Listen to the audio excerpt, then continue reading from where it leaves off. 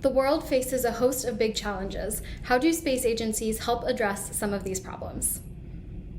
Space-based activities have never been more essential to addressing societal challenges. The capabilities enabled by space that underlie our daily lives are very well known, from day-to-day activities such as urban planning, resource management, global communications, and weather forecasting, to fostering new discoveries and expanding human knowledge of our universe and our home planet. Less well known, perhaps, is how space contributes to other priorities, driving aerospace technology and innovation, supporting a strong industrial base to drive economic growth and productivity, addressing societal challenges, and providing leadership and inspiration, especially to young people, to study science, technology, engineering, and math. At our 20 centers and facilities across the country and the only national laboratory in space, NASA studies the Earth, including the climate, our sun, and our solar system, and we conduct research testing and technology development for both space and aeronautics. And we share what we learn, making all of our scientific data, including Earth observations and measurements of the ocean, land, ice, and atmosphere, freely and openly available so that policymakers have the critical information they need from which mitigation strategies and solutions can be developed. And it's also part of our culture to spin off our technologies. We find homes for our technology beyond NASA. We transfer it to commercial companies and partner with them to help bring their innovations to market. And these spin-offs result in products that improve and even save lives every day. Most of us know that the video cameras on our phones come from space technology. Few know that the high-pressure ventilator developed in 37 days by NASA engineers to treat COVID-19 patients have been turned over to companies not only in the United States but throughout the world to manufacture and freely use. So space agencies tackle significant societal challenges every day, not only at home but around the world. How important is international collaboration to NASA's mission and cooperation with Europe more specifically? This is an easy question for me, having spent much of my career cultivating international partnerships for NASA. I've always worked especially closely with the European Space Agency and national European partners, both from Washington and as NASA's resident liaison in Europe. Since NASA's founding, we've concluded literally thousands of agreements with 120 nations for cooperation in every one of our mission areas.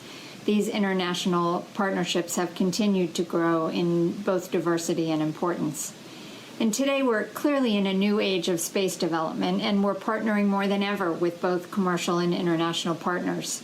However, our collaboration with Europe has long been part of our close transatlantic relationship dating back many decades. Believe it or not, the first flight of a non-American on the U.S. Space Shuttle was from Germany nearly 40 years ago, when Europe provided the Space Lab scientific laboratory carried in the shuttle bay.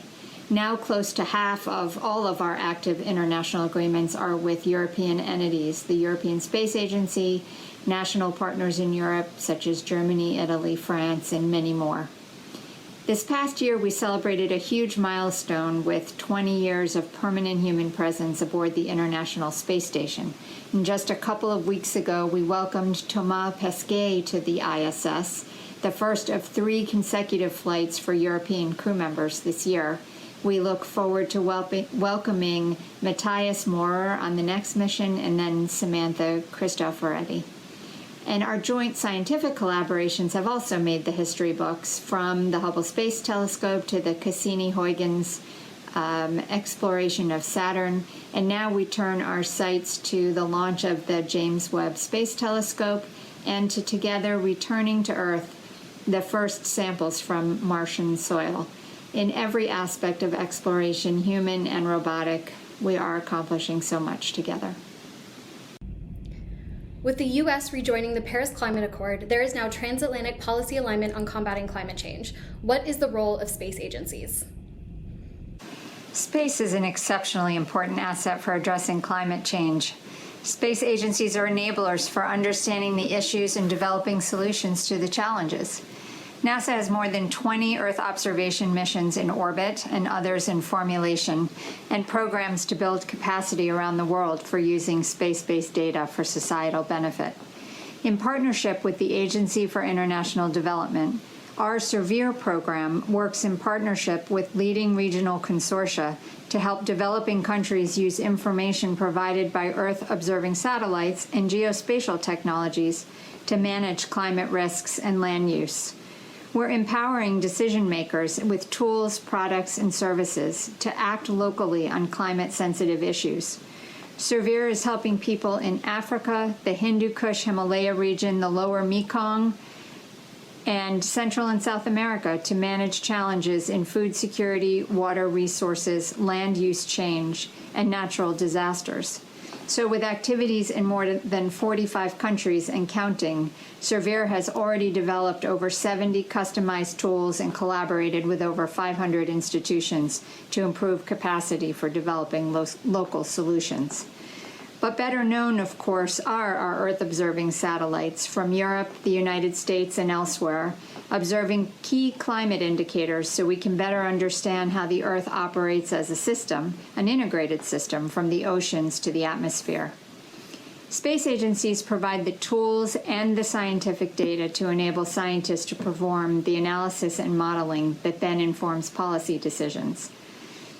And of course, the second A in NASA is aeronautics, and we frequently collaborate with partners in Europe, such as Germany and France, in aeronautics research.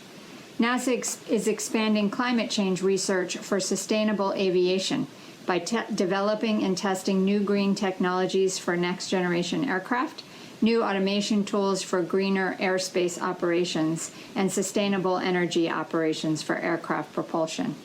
And between NASA and the European Space Agency, we're in active strategic discussions on how to expand already robust cooperation to include even greater efforts to combat climate change.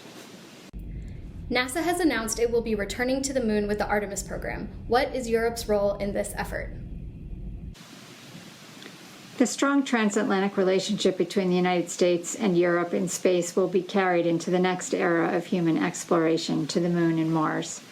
Through the Artemis program, NASA is going to land the first woman and next man on the moon to explore more of the lunar surface than ever before.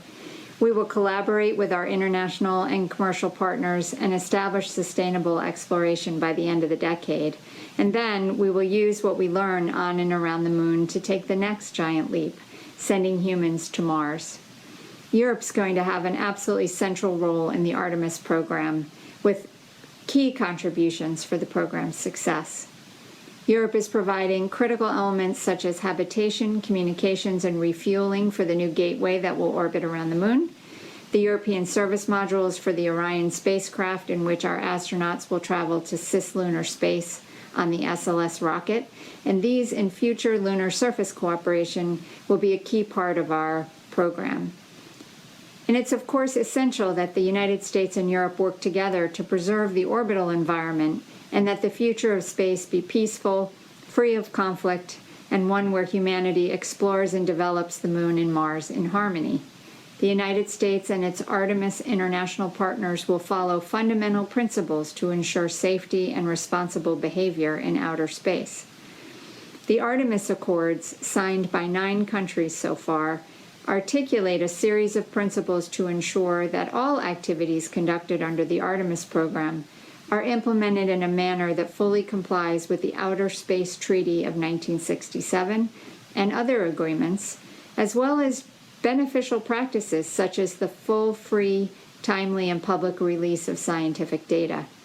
Many additional nations have expressed interest in joining the Artemis program and signing the Artemis Accords, and 2 European nations, Italy and Luxembourg, were among the 8 original signatories. The Artemis Accords are a beginning, not an ending, and will inform future multilateral discussions at the United Nations Committee on the Peaceful Uses of Outer Space and in other international forums. We're looking forward to many more European nations signing on to these important principles and to our collaborations in space that will write the next chapter in the history of space exploration.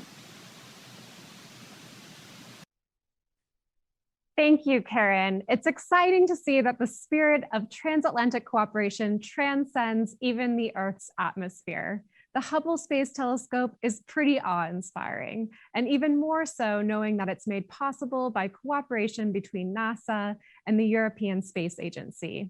And I'll just say that personally, I am eagerly awaiting the future Artemis mission, putting the next woman and next man on the moon. Sustainable lunar exploration established by the end of the decade and then sending human beings to Mars, that's the exact kind of ambition and transformative thinking that the transatlantic community can achieve together among the stars and right here on planet Earth.